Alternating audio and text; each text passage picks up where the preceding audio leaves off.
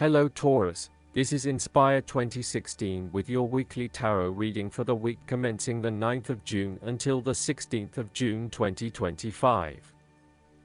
The first card for you is representing, how do you feel about yourself? Your card is the Two of Cups. There is a beautiful start to a new romance in which you experienced understanding, harmony, and deep love between two souls. The seed has blossomed into a tree of appreciation.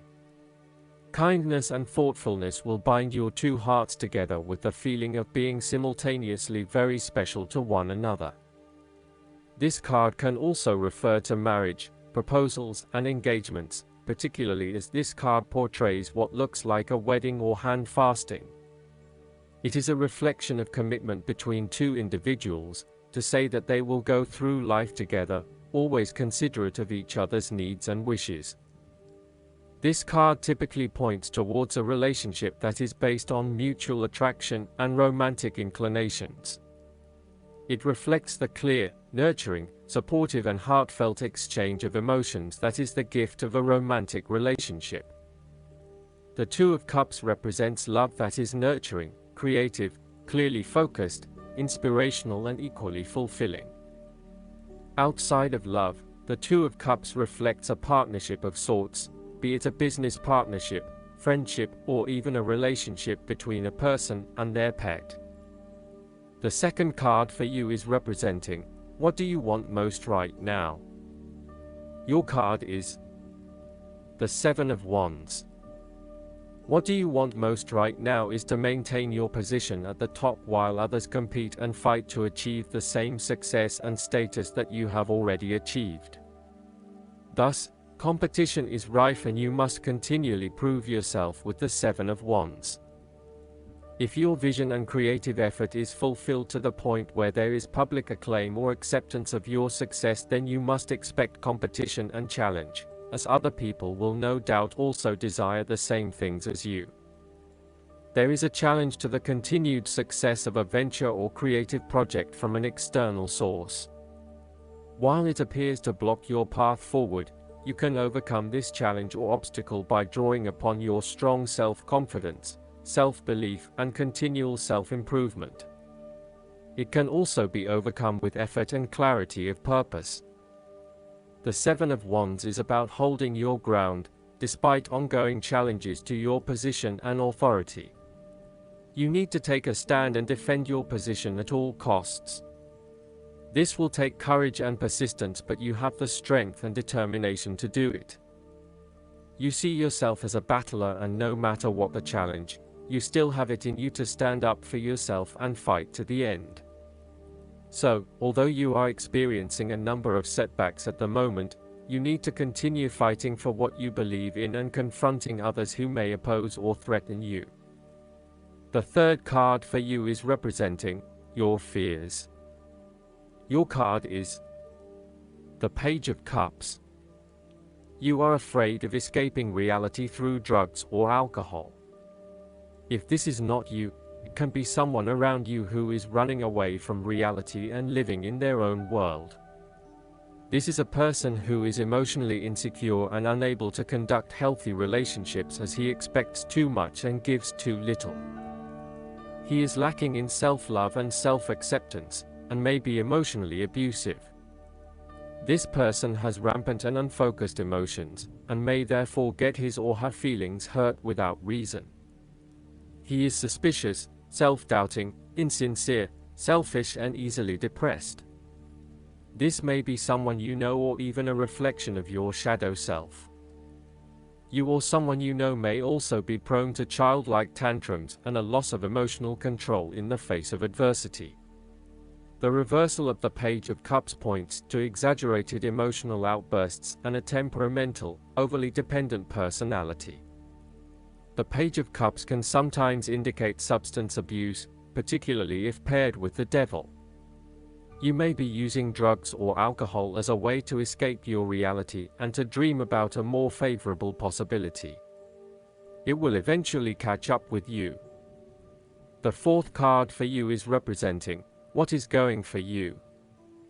Your card is The Six of Pentacles.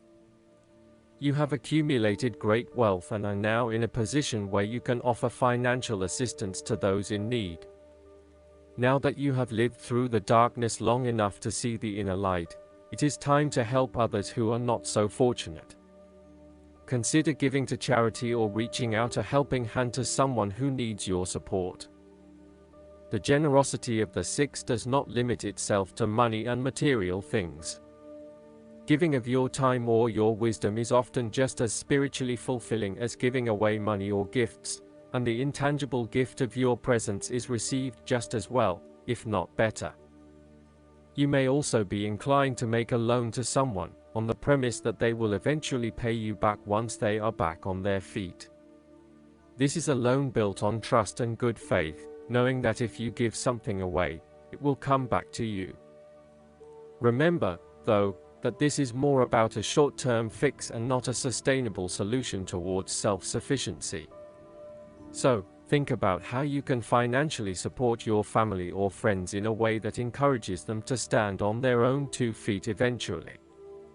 If you are the beggars in the Six of Pentacles, then you may be the recipient of someone else's charitable activities.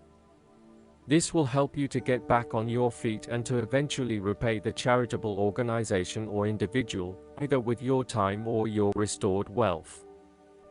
You will also need to identify ways in which you can become more self-sufficient in the long run. The risk of accepting charity is that you become dependent on it and cannot look after yourself. Be mindful that you are not becoming submissive or noticeably desperate as a result of the charity that someone else is providing you. The 5th card for you is representing what is going against you. Your card is the 10 of Wands. You are unnecessarily holding on to this burden when you do not need to. If you are feeling weighed down by your present circumstances, look at different ways you can lighten the load. Can you delegate certain tasks and responsibilities? Are you worrying about matters that do not concern you or cannot be changed? Do not become a martyr and take on more than you can realistically handle. If you are going through a challenging time, then this card indicates that this time will soon pass and you will feel less of a burden weighing on your shoulders. You may be actively identifying those activities that do not bring you any value in your life, and you are starting to release yourself from these unnecessary responsibilities. You may even be going through a purging process, clearing out old clothes and selling old furniture, in order to declutter and simplify your life. You will benefit from better organization and prioritization at this time. On the other hand, you might be avoiding responsibility and making it even more difficult for others who must take on your share.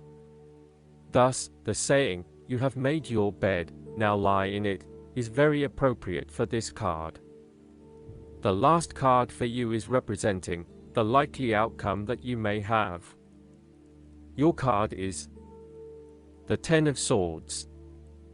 You may feel powerless as something comes to a crushing and sudden end, and you feel as if you are being attacked or backstabbed by someone else. You may even use this challenging time to portray yourself as a martyr, to show that you have put your interests last but have suffered as a result. There is a difficult experience of endings, loss, pain, or release. However, the saving grace is that you have a new awareness and a positive sense of relief that the difficulty and pain will soon be over and will evolve into something new. As with all endings, there will be a new beginning, rebirth, and a rejuvenation of the spirit. So, while this card may seem negative at first glance, it is a card of hope and an indication that your troubles will not be permanent. Furthermore, this is the final moment, and no more pain will come to you from that source. It is darkest before the dawn, and as gloomy as it looks, the sun will rise again. It can only get better from here. The 10 of Swords is about letting go and accepting your current circumstances. You no longer resist change but allow it to happen, even if it causes some initial pain and hurt to you. You accept that there must be change in order to facilitate renewal, and you allow it to occur rather than fighting it. After a painful situation, it is a signal to pick yourself up off the ground and to reflect upon what happened to you and why, and what you can learn from the experience. The Ten of Swords is a sign that the pain and hurt you have endured has not gone without purpose.